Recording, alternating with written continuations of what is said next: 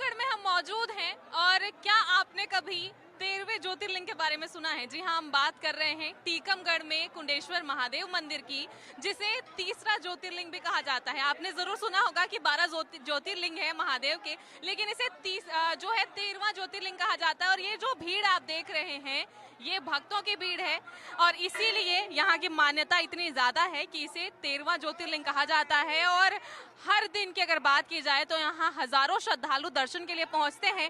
खास तौर पर अगर सावन सोमवार की बात की जाए तो यहाँ पे विशेष श्रृंगार आरती होती है, भगवान को विशेष श्रृंगार किया जाता है। और साथ ही ये जो मंदिर की सुंदरता आप देख रहे हैं, उसे जो है सुसज्जित किया गया है महादेव को, और साथ ही हर श्रृंगार को बदला जाता है, श्रृंगार किया जाता है। और इस तरह की भीड़ हर दिन आपको जो अभी वीडियो में दिखाई दे रही है, हर दिन पड़ती है और श्रद्धालु लाखों की संख्या में, खास तौर पर सावन सोमवार की बात की जाए तो यहाँ पहुँचते हैं। और मैं आपको बता दूं कि अगर आप टीकमगढ़ में आए हैं तो ये जस्ट 5 किलोमीटर की दूरी पर ये मंदिर पड़ता है और 5 किलोमीटर की दूरी पर आपको जो है महादेव के 13वें ज्योतिर्लिंग के दर्शन के लाभ मिल सकते हैं अगर आप आना चाहें। और साथ में ये बता दें कि जमदार नदी जो है ये तट स्थल है यहाँ का, और उसी मंदिर से, उसी नदी से माफ कीजिएगा, जो है लेके आते हैं पानी, श्रद्धालु चढ़ाते हैं। चलिए कुछ श्रद्धालु भी उनसे बात करते हैं, जानते हैं कि उनकी क्या मान्यता है और वो क्या कहते हैं। तो सर, आप ये मंदिर कब से है? ये तो अनादिकाल से मंदिर है। तो खास तौर पर अगर बात की जाए तो कब यहाँ ज्यादा भीड़ देखने को मिलती है? सावन के महीने में और शिवरात्रि पे ज्यादा भीड़ रहेगी। अगर शिवरात्रि की बात करें तो कितनी संख्या में यहाँ श्रद्धालु पहुँचते होंगे? शिवरात्रि के अब गिनती तो नहीं है, लेकिन हाँ लाखों की संख्या में भीड़ आती है। तो यहाँ इस मंदिर की सुबह से देखेंगी, सुबह 4 बजे से लगा के रात में 12 बजे तक ऐसी भीड़ रहेगी। तो मंदिर के जो कपाट हैं वो हमेशा खुले रहते हैं? हमेशा खुले रहते हैं, हमेशा खुले रहते हैं श्रद्धालुओं के लिए? हाँ, श्रद्धालु 24 घंटे रहते हैं। यहाँ की मान्यता जानना चाहेंगे, मंदिर की क्या मान्यता है? मंदिर की मान्यता तो अलग है, उसकी पूरी कहानी है। बगल में कुंड है, उसकी कोई गहराई नहीं नाप पाया अभी तक। एक कुंड भी स्वयंभू शिवलिंग है ये। आप यहाँ से देखेंगी, जरायु में से पूरा नीचे तक स्वयंभू है, उसकी गहराई कोई आज तक नाप नहीं पाया। तो महादेव की जो मूर्ति है वो कितने फीट की है? वो कोई नाप नहीं है, अनादिकाल से है नीचे तक। आप कभी भी जरायु के नीचे, अभी तो भीड़ में नहीं हो पाएगा, लेकिन बिना भीड़ में आएंगी आप, जब आप देखेंगी तो वो उसकी कोई गहराई नहीं नाप पाया। देखिए, आखिर इसे 13वां ज्योतिर्लिंग क्यों कहा जाता है, एक और जानकारी निकल कर सामने आई कि जो है ये जो शिवलिंग है वो स्वयंभू मानी जाती है और ये शिवलिंग जो है कुंड से निकली है। और इनका कहना है, यहाँ की मान्यता है कि वो जो कुंड है वो पूरा अनादि, मतलब पूरे भूतल तक है और बहुत ही लंबा ये शिवलिंग है। इसकी ऊंचाई जो है, इसकी फीट की बात करें तो कोई नाप नहीं सका है, क्योंकि ये शिवलिंग बहुत ही बड़ा है और नीचे कुंड से निकला है, तो जाहिर सी बात है उसको नाप पाना असंभव है। चलिए, और भी श्रद्धालु यहाँ मौजूद हैं, उनसे बात करते हैं और उनसे जानते हैं। सर, कब से आ रहे हैं आप यहाँ? तो यहीं लोकल के हैं, बहुत समय से आ रहे हैं। तो देखिए, लोकल के साथ ही अगर बात करें तो भीड़ इतनी है, दूर दराज से भी लोग पहुंचे हैं। उनका कहना है कि वो यहाँ से भी हैं, फिर भी इतनी बड़ी लाइन यहाँ पे आपको दिख रही है, सुबह 4 बजे से लगती है और रात को 12 बजे तक यहाँ भीड़ दिखाई देती है। और साथ में अगर बात करें कि कब तक इनका कपाट जो है भगवान का खुला रहता है, तो वो एनी टाइम खुला रहता है श्रद्धालुओं के लिए। और इसके साथ ही चलिए, हम अपने श्रद्धालुओं को, अपने दर्शकों को महादेव के दर्शन भी जल्दी कराने वाले हैं। जी हाँ, मंदिर समिति ने खास तौर पर IBC 24 के दर्शकों के लिए यहाँ के पट खोल दिए हैं। तो आपका बहुत बहुत स्वागत है मंदिर परिसर में, और आपको हम दर्शन कराने जा रहे हैं कुंडेश्वर महादेव मंदिर की। तो ये मंदिर परिसर का ये गर्भगृह आप साक्षात देख सकते हैं, दर्शन कर सकते हैं। IBC 24 के दर्शकों के लिए स्पेशल तौर पर ये गर्भगृह खुला हुआ है और मंदिर के जो है आप साक्षात दर्शन कर सकते हैं। कुंडेश्वर महादेव मंदिर, जो कि 13वां ज्योतिर्लिंग माना जाता है, और काफी संख्या में भीड़, काफी संख्या में यहाँ जो आप देख रहे हैं, यहाँ के श्रद्धालुओं किस तरह से भगवान के जयकारे लगा रहे हैं। ठीक है, तो चलिए मंदिर समिति के कुछ सदस्य यहाँ पे मौजूद हैं, उनसे बात कर लेते हैं कि उनका क्या कहना है, कितनी मान्यता है, कितनी भीड़ कब पड़ती है, उनसे बातचीत करते हैं। तो सर यहाँ कितनी भीड़ और कब की, अगर दर्शनार्थियों को अगर दर्शन करने आ रहा हो तो खाली किस समय मिलता है, क्योंकि महादेव का काफी यहाँ के जो महादेव उनकी मान्यता भी काफी है, तो भीड़ तो हमेशा रहती होगी, लेकिन अगर दर्शनार्थी चाहें तो कब आ सकते हैं? सबसे पहले आपको सावन के महीने की हार्दिक शुभकामनाएं, बधाई। और छत्तीसगढ़ से बुंदेलखंड की धरा पर आप जैसी पत्रकार का स्वागत, वंदन, अभिनंदन है। मैं स्थानीय हूँ, मैं 18 साल से महादेव की सेवा कर रहा हूँ। मेरा निवास कुंडेश्वर है।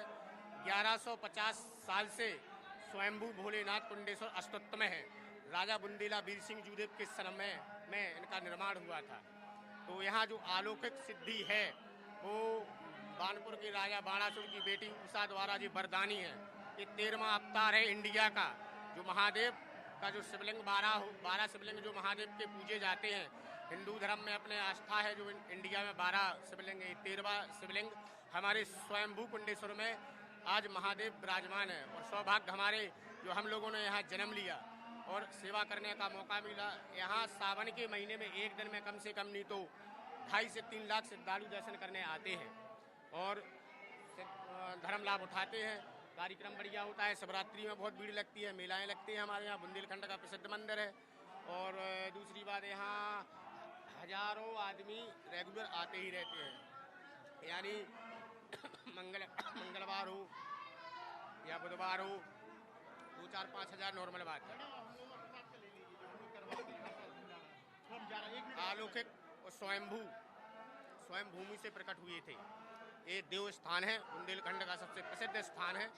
और यहाँ जो भी अपनी मनोकामना लेके आता है महादेव पूरी करते हैं। और सावन के महीने में आप लोगों की भी महादेव मनोकामनाएं से हम लोग अर्जी लगाएंगे बाबा से कि आप लोगों की भी मनोकामनाएं महादेव पूरी करें। और श्रद्धालुओं पर हमेशा कृपा भोलेनाथ की रहती है। यहाँ चलिए, यहाँ पे सुरक्षा के लिहाज से जो है पुलिस बल की भी तैनाती साफ तौर पर दिख रही है, तो उनसे बातचीत करते हैं कि सुरक्षा के लिहाज से उन्होंने क्या इंतजाम यहाँ कर रखे हैं। तो चलिए सर से बात करते हैं। सर सुरक्षा की दृष्टि से देखें तो क्या क्या व्यवस्था है मंदिर परिसर में?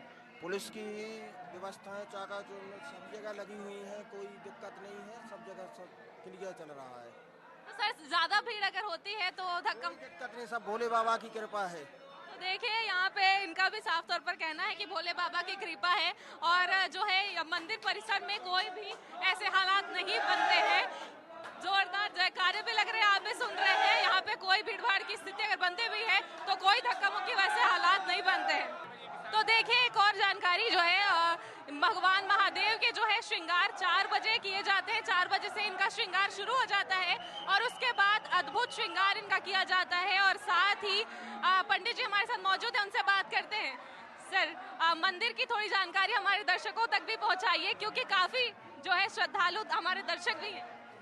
देखिए श्रावण का जो आखिरी सोमवार है, यहाँ लाखों की तादाद में श्रद्धालु पूरे बुंदेलखंड से आ रहे हैं और भगवान का जलाभिषेक कर रहे हैं, पूजन कर रहे हैं, दूध से अभिषेक कर रहे हैं, सवाचन कर रहे हैं, अपनी मनोकामनाएं पूरी कर रहे हैं। भगवान भोलेनाथ सबकी मनोकामनाएं पूर्ण करते हैं।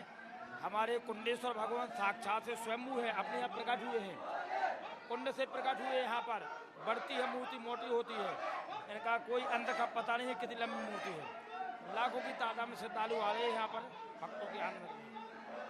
तो देखिए यहाँ की मान्यता इन्होंने बताई कि स्वयंभू जो शिवलिंग है वो लगातार बढ़ते जा रहे हैं और जो है उनकी मोटाई भी ये बढ़ती जा रही है। तो कहा जा रहा है कि 1 साल में 1 चावल के बराबर ये शिवलिंग जो है बढ़ती जा रही है, क्योंकि जो है इसे 13वां ज्योतिर्लिंग कहा जाता है। और इसी वजह से श्रद्धालुओं का जो है पूजा करने का जो मन है वो और यहाँ बना रहता है। और इसके अलावा अगर बात करें तो यहाँ पे बगल में उषा वाटरफॉल भी है, जहाँ पे काफी संख्या में जो है लोग आते हैं। पिकनिक स्थल है और बारीघर के नाम से वो जाना जाता है। और महाराजा बीर सिंह देव ने केशव साहित्य संस्थान की स्थापना की थी, जिसे पंडित बनारसी चतुर्वेदी और यशपाल जैन ने कुंडेश्वर में अपने प्रवास के दौरान सहयोग किया था, ऐसी भी मान्यता है। यानी कि प्राचीन काल से ये मंदिर है और फिलहाल अभी नवनिर्माण की बात की जाए, अगर इस मंदिर की बात की जाए तो 2006 में अभी की जानकारी के मुताबिक इसका जो है नवनिर्माण इस मंदिर को किया गया था। तो इसी तरह की मान्यता को लेकर लगातार श्रद्धालु यहाँ पहुंच रहे हैं और जयकारे आप साफ तौर पर सुन सकते हैं, बम बम भोले के नारे लग रहे हैं। तो बेहद ही अद्भुत ये मंदिर है और काफी मान्यता भी है, इसी मान्यता को लेकर आ रहे हैं। और आपने अगर दर्शन नहीं किए थे तो बुंदेलखंड के इस मंदिर के आप दर्शन कीजिए, क्योंकि ये 13वां ज्योतिर्लिंग कहा जाता है। तो आप सभी हमारे इस वीडियो के जरिए महादेव के दर्शन कर सकते हैं। और इसी के साथ मुझे दीजिए विदा, क्योंकि अब मैं भी जा रही हूँ महादेव के दर्शन करने के लिए, पुण्य की प्राप्ति करने। तो आप भी देखते रहिए IBC 24। मुझे दीजिए इजाजत। कैमरामैन गणेश के साथ मैं छाया चौधरी, IBC 24।